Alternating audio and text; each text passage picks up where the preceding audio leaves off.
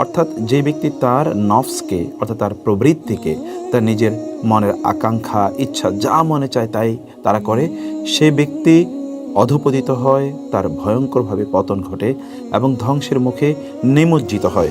মহান আল্লাহ সুবহানাহু ওয়া তাআলা বলেছেন, ওয়া আম্মা মান খাফা মাকামা রাব্বিহি ওয়া নাহা আন-নাফসা আনিল হাওয়া ফাইনাল জান্নাতা হিয়াল মাওয়া। বিপরীত দিকে যে ব্যক্তি তার নফসকে, তার হাওয়াকে অর্থাৎ তার নিজের কুপ্রবৃত্তিকে নিয়ন্ত্রণ করতে পারে, জান্নাত হচ্ছে তার আশ্রয়স্থল, জান্নাতেই সে বসবাস করবে। তার জন্যে সেটিকে আল্লাহ সুবহানাহু ওয়া তাআলা তার জন্যে আবাসস্থল হিসেবে নির্ধারণ করেছেন। আল্লাহ সুবহানাহু ওয়া তাআলা বলেছেন, আফারাআইতা মানিত্তাখাযা ইলাহাহু হাওয়াহু। আপনি কি তার দিকে তাকিয়েছেন, তাকে দেখেছেন, তার বিষয়টি চিন্তা করেছেন যে তার নফসকে তার প্রভু অথবা তার ইলাহ বানিয়ে নিয়েছে। অনেকেই কিন্তু তাদের নফসের উপাসনা করে থাকেন, কিন্তু তিনি জানেন না যে তার নফসের উপাসনা তিনি কীভাবে করেন। যেমন ধরুন, আপনার মনে যা চায় আপনি তাই করেন, আপনার মনে যা চায় আপনি সেটি শরিয়ার কোনো মানদণ্ডে আপনি কখনোই সেটিকে বাজ বিচার করতে চান না। মনে চাইছে অতএব আপনি এটি করছেন। অনেকে তো এটাও বলে থাকে, আমি যা মনে চাই আমি তাই করি। এভাবে সে তার স্বাধীনতা অথবা এভাবেই সে তার আত্মম্ভরিতা, অহংকার ইত্যাদিকে জাহির করতে চায়। কিন্তু সত্যিকার অর্থে এই ব্যক্তি আসলে তার নফসের পূজারী, অর্থাৎ সে তার নফসের পূজা করছে।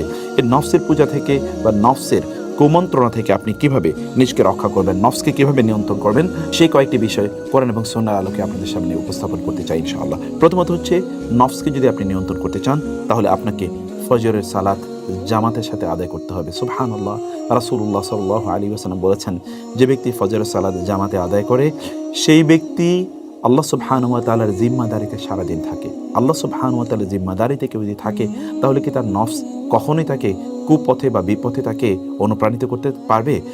ইন্নান নাফসা লাআম্মারাতুন বিসুই ইল্লা মান রাহিমা রাব্বি। আমার রব যার উপর রহম করেছে সে ছাড়া প্রত্যেকেই কিন্তু তার নফসের এই নফসে আম্মার অর্থাৎ তার নফস তাকে খারাপ কাজে উদ্বুদ্ধ করে থাকে। অতএব নফসকে যদি আপনি নিয়ন্ত্রণ করতে চান তাহলে আপনি ফজরে আপনি সালাতটিকে জামাতের সাথে আদায় করুন, ফজর পরে ঘুমাবেন না, এবং সম্ভব হলে আপনি প্রয়োজনে দুপুরে একটু কায়লুলা করে নেবেন। রাসূলুল্লাহ সাল্লাল্লাহু আলাইহি ওয়াসাল্লাম বললেন, কিলু, তোমরা দুপুরে কায়লুলা করো, ফা ইন্না শায়তানা লা ইয়াকিল, কারণ শয়তান তো আসলে দুপুরে কায়লুলা করে না, শয়তান দুপুরে বিশ্রাম নেয় না। অর্থাৎ দুপুরে সামান্যতম এতটুকু কিছুক্ষণ 2, 4, 5 মিনিট, 10 মিনিট, আধা ঘন্টা কিছুক্ষণ চোখ বন্ধ করে রাখুন। কায়লুলা একদিকে সুন্নাহ পালন হবে, অন্যদিকে আপনার নিজকে আপনি নফসকে আপনি নিয়ন্ত্রণ করতে পারবেন ইনশাআল্লাহ। 2 নম্বর বিষয় হচ্ছে যে আপনি খাবারের পরিমাণ কমিয়ে দিন। দিনে সর্বোচ্চ আপনি 3 বার অথবা তার চেয়ে একটু বেশি খান, কিন্তু খাবারই যেন আপনার একমাত্র কারণ না হয়ে দাঁড়ায়, বা একমাত্র আপনি বেঁচে আছেন কেন, you live for food, you live to eat. আপনি বেঁচে আছেন কেবলমাত্র খাওয়ার জন্য, এবং কোথায় কোন ধরনের খাবার পাওয়া যায় এগুলো নিয়ে কেবলমাত্র আপনি প্রতি মুহূর্তে ব্যস্ত রয়েছেন। এটি যদি হয় তাইলে আপনি আপনার নফসকে বরং আপনি উস্কে দিচ্ছেন। এই জন্যে আরবরা বলে থাকে যে সাম্মিন কালবাকা ইয়াকুলুক, অর্থাৎ তোমার নফসকে তুমি খাবার দাও প্রচুর, তাইলে এই নফসই তোমাকে কোনো এক সময় খেয়ে ফেলবে। এবং সত্যিকার অর্থে আমরা আমাদের নফসগুলোকে খাবার দিতে দিতে এমন একটি জায়গায় নিয়ে গিয়েছি যে এগুলো মোটা তাজা হয়ে গেছে, এখন এগুলোই আমাদেরকে নিয়ন্ত্রণ করে। নফসকে নিয়ন্ত্রণ করতে হলে তাকে খাবার কম দিন। এই জন্য ওমর রাদিয়াল্লাহু তাআলা আনহু একটি বিখ্যাত কথা আছে। ওমর রাদিয়াল্লাহু তাআলা আনহু তিনি বলেছেন যে তোমাদের ইয়াকুমুল বেতনা, তোমরা পেট পূজারীদের ব্যাপারে সাবধান থাকো, তোমাদের পেটের পূজা করা থেকে তোমরা সাবধান থাকো। কারণ তোমাদের পেট তোমাদের জন্যে, যদি পেটটাকে প্রতি মুহূর্তে ভর্তি রাখো তাহলে এটি তোমাদেরকে সালাত থেকে অলস করে দেবে, তোমাদের শরীরকে এটি ক্ষতিগ্রস্ত করে দেবে, এবং তোমাদেরকে মুআদ্দিয়াতুন ইলা সাকাম, অর্থাৎ বিভিন্ন ধরনের রোগ তোমাদের মধ্যে তৈরি করে দেবে। ওয়ালাইকুম বিল কসদি ফি কুতিকুম, এবং তিনি বললেন তোমাদের খাদ্য গ্রহণের ক্ষেত্রে তোমরা মধ্যম পন্থা অবলম্বন করো। সেই জন্য আপনারা কেবলমাত্র খাবারের জন্যই বেঁচে থাকবেন না, এটির জন্য আপনার একমাত্র উদ্দেশ্য না হয় we eat to live, we don't live to eat. আমরা কেবলমাত্র বাঁচার জন্য খাই, আমরা খাবারের জন্য বাঁচি না। এই জন্যে হাদিস শেষে রাসূলুল্লাহ সাল্লাল্লাহু আলাইহি ওয়াসাল্লাম বলেছেন, আমরা এমন একটা সম্প্রদায়, আমরা যতক্ষণ পর্যন্ত ক্ষুধা না লাগে ততক্ষণ খাই না, আর যখন খাই তখন একেবারে পেট পূর্ণ করে আমরা খাই না। এটি উম্মাহ মুসলিমের একটি বৈশিষ্ট্য, অতএব এটিকে আপনারা করার চেষ্টা করবেন। তৃতীয় যে বিষয়টি হচ্ছে, ততটুকু হচ্ছে যে প্রতিবেলা যখন যতটুকু খাবার আপনি গ্রহণ করবেন ততটুকুকে আপনি আপনার জন্য যথেষ্ট মনে করবেন, এবং সম্ভব হলে একটুকু কম খাবেন। অর্থাৎ আপনি কেবলমাত্র পেট ভর্তি করে যখনই খাচ্ছেন তখনই একেবারে পেট ভর্তি করে খাচ্ছেন। আপনি হয়তো বা 2 বার 3 বার বা 4 বার এরকমই খাচ্ছেন আপনি, কিন্তু যখনই খাচ্ছেন তখন একেবারে পেট ভর্তি করে নাকের ডগা পূর্ণ করা পর্যন্ত আপনি খাবেন, এটি কখনো করবেন না। রাসূলুল্লাহ সাল্লাল্লাহু আলাইহি ওয়াসাল্লাম তিনি কি বলেছেন?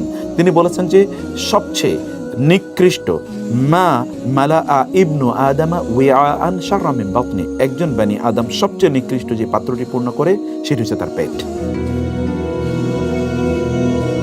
অতএব পেটটাকে 3 ভাগ করার জন্য তিনি বলেছেন, 1 ভাগ আপনি খাদ্য দিয়ে পূর্ণ করা, অন্য ভাগ পানি দিয়ে পূর্ণ করা, এবং তৃতীয় ভাগটি আপনি যেন অক্সিজেনের জন্য, নিঃশ্বাস প্রশ্বাস এবং ডাইজেশনের জন্য সেটিকে যেন আপনি আলাদা করে রাখেন বলে রাসূলুল্লাহ সাল্লাল্লাহু আলাইহি ওয়াসাল্লাম বলেছেন। অতএব খাবারের সময় একটু কম খাওয়া, এবং বিশ্বাস করুন সালফে সালিহিন তারা বলতেন যাদের উপরের অংশ অর্থাৎ পেট যাদের পূর্ণ তাদের মাথা কিন্তু খালি থাকে, এবং যাদের পেট অপূর্ণ থাকে তাদের মাথা অর্থাৎ তাদের উপরের অংশ করতে পারবেন না। পঞ্চম যে বিষয়টি আপনাকে করতে হবে তাহলে যে সকাল সন্ধ্যা যিকির আজকার করুন, প্রোডাক্টিভিটি। সুবহানাল্লাহ, আপনি যদি প্রচণ্ড প্রোডাক্টিভ হতে চান তাহলে মহান রব যিনি আপনার মধ্যে প্রোডাক্টিভিটি তৈরি করে দেবেন তাকে স্মরণ করুন, যিকির আজকার করুন। সকালে যিকির কি, সন্ধ্যার যিকির কি? আপনি যদি বলেন আসবাহানা ওয়া আসবাহাল মুলকু লিল্লাহ, আমসাইনা ওয়া আমসাল মুলকু লিল্লাহ, আপনি যদি আল্লাহ সুবহানাহু ওয়া তাআলার কাছে আপনি সুপর্দ করেন আপনার নিজকে, তাইলে আপনি দেখবেন যে ইনশাআল্লাহ আপনার গোটা দিন এবং গোটা রাত ইনশাআল্লাহ আপনার জন্য প্রোডাক্টিভ হবে। অতএব সকাল এবং সন্ধ্যার যে যিকিরগুলো আছে সেই যিকিরগুলো মনোযোগ দিয়ে সেই যিকিরগুলো পড়তে থাকুন। আসবাহানা ওয়া আসবাহাল মুলকু লিল্লাহ, এরকম আরও অনেক যিকির আছে যেগুলো আপনি দেখতে পাবেন যে কোরআন এবং সুন্নাহ এই যিকিরগুলো আছে, সেগুলো আপনারা পড়বেন ইনশাআল্লাহ। ইশরাকের সালাত আদায়ের অভ্যাস করার জন্য আপনাদেরকে বলবো, ইশরাকের সালাত অথবা সালাতুদ দুহা রাসূলুল্লাহ সাল্লাল্লাহু আলাইহি ওয়াসাল্লাম তিনি বলেছেন কেউ যদি ইশরাকের সালাত আদায় করে তাইলে, অর্থাৎ যেটি ফজরের পর সূর্য ওঠার প্রায় 13-15 বা 18-20 মিনিট 25 মিনিট পর আপনি পড়েন, তাইলে আপনার অতীতের সকল গুনাহ মাফ হয়ে যাবে। এবং আরেকটি হাদিস আছে যে হাদিসে কেউ কিছু দুর্বলতার কথা বললেও বিভিন্ন আপনার পদ্ধতির কারণে সেই হাদিসটি সহিহ মানদণ্ডে উত্তীর্ণ হয়। তা হচ্ছে যে রাসূলুল্লাহ সাল্লাল্লাহু আলাইহি ওয়াসাল্লাম কেউ বলেছেন কেউ যদি সালাতুল ইশরাক আদায় করে তাহলে সে একটা পরিপূর্ণ হজ এবং পরিপূর্ণ উমরা সওয়াব পাবে। সুবহানাল্লাহ, এর কি প্রোডাক্টিভিটি আপনি চিন্তা করে দেখুন তো। এবং আপনি সকালে ফজর নামাজ আদায় করার পর আপনার স্থানে আপনি বসে থাকলেন, যিকির আজকার করলেন, তারপর আপনি ইশরাকে সালাত আদায় করে উঠলেন, আল্লাহ সুবহানাহু ওয়া তাআলা আপনার প্রোডাক্টিভিটি এই লেভেলের বাড়িয়ে দেবে যে আপনার নফস কোনো অবস্থায় আপনাকে আল্লাহ থেকে বিরত রাখতে পারবে না, আল্লাহ থেকে দূরে সরিয়ে নিয়ে যেতে পারবে না। আপনি প্রতিদিন কোরআন তেলাওয়াতের অভ্যাস করুন। সুবহানাল্লাহ, কোরআন তো এসেছেই মহান আল্লাহ সুবহানাহু ওয়া তাআলার পক্ষ থেকে মানুষকে জীবন প্রদান করার জন্য। আল্লাহ সুবহানাহু ওয়া তাআলা কোরআনের ব্যাপারে বলেছেন যে এটি তোমাদেরকে আসলে হায়াত প্রদান করে, মানে প্রকৃত জীবন এটি তোমাদেরকে প্রদান করে। এবং প্রকৃত জীবন সেটি লিতুনযিরা মান কানা হাইয়্যান ওয়া ইয়াহিক্কাল কাওলু আলাল কাফিরিন ইন্না ফি যালিকা লাযিকরা লিমান কানা লাহু কলবুন আও আলকা সামা ওয়া হুয়া শাহিদ। অতএব যে ব্যক্তির কলব আছে তার জন্য এখানে শিক্ষার উপকরণ রয়েছে। সেই ব্যক্তি তার নফসকে নিয়ন্ত্রণ করতে পারবে যেই ব্যক্তি এই কোরআনকে তেলাওয়াত করে। আল্লাহ সুবহানাহু ওয়া তাআলা বলেছেন এটি লিতুখরিজান নাস মিনাজ যুলুমাতি ইলান নূরি বিইذনি রাব্বি, যেন আপনাকে আল্লাহ সুবহানাহু ওয়া তাআলা কোরআন পাঠিয়েছেন যেন আপনাকে অন্ধকার থেকে আলোর পথে নিয়ে আসতে পারে। অতএব অন্ধকারের পথটি এটি হচ্ছে নফস আম্মারা এর পথ, আর যদি আপনি আলোর পথে আসতে চান তাহলে কোরআন আপনাকে আলোর পথে নিয়ে আসবে, যেটি নফস মুতমাইন্না এর পথ। এটি আপনাকে করতে হবে। ঘুমের পরিমাণ কমিয়ে দিতে হবে। সালফে সালিহিন তারা বলতেন 3টি জিনিস আমাদের শরীরের জন্য প্রচণ্ড ক্ষতিকর, তার মধ্যে একটি হচ্ছে কাসরাতুন নাওম, 2 নম্বর বিষয় হচ্ছে কাসরাতু আল আকাল, অর্থাৎ প্রচুর পরিমাণ ঘুমানো, প্রচুর পরিমাণে খাদ্য গ্রহণ করা, এগুলো কিন্তু আমাদের শরীরের জন্য প্রচণ্ড ক্ষতিকর। এবং তৃতীয় হচ্ছে কাসরাতুল কালাম, অনেক বেশি অপ্রয়োজনীয় কথাবার্তা বলা। এগুলো থেকে আপনার নিজকে আপনার দূরে রাখুন, তাইলে আপনার নফসকে আপনি ইনশাআল্লাহ নিয়ন্ত্রণ করতে পারবেন। সেই জন্য আপনার কাজ হচ্ছে ঘুমের পরিমাণ কমিয়ে নিয়ে আসা।